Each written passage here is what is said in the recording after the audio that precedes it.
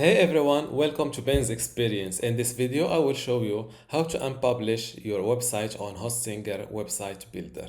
This is my website that I will unpublish in this tutorial. It's called benstestinghosting.com. It is built with Hostinger Website Builder. Let's check it first. This is the home page of this website. This is the website in Hostinger Website Builder.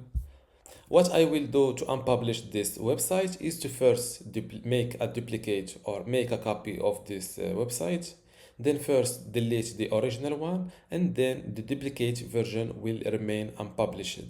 In order to do that, just go to your website's page in your Hostinger account. Next to your website you want to unpublish, click on duplicate website.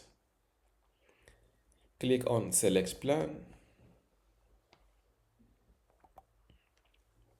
Now this is my duplicated website. Let's see it in the Hostinger website builder. As you can see, I have the go live button. This means it is unpublished. Now go back to this website's page. Click on the original site and hit delete. Yes, I understand. I will copy this domain name because I will need it in just some seconds and hit delete.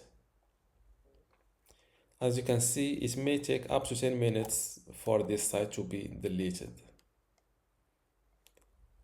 My original website was deleted successfully.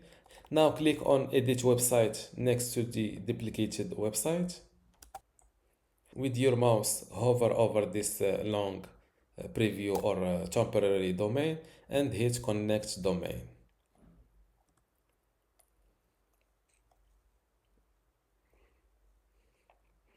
Fill in your domain name, click on own it, and click on next. As you can see, my domain now is connected successfully. I can go back to the Hostinger builder. Now, as you can see, my domain is connected successfully and it is still unpublished. Let's see if I click on this domain name, what I will see. As you can see, no one can access this website anymore. And this is how to unpublish your website in Hostinger Website Builder.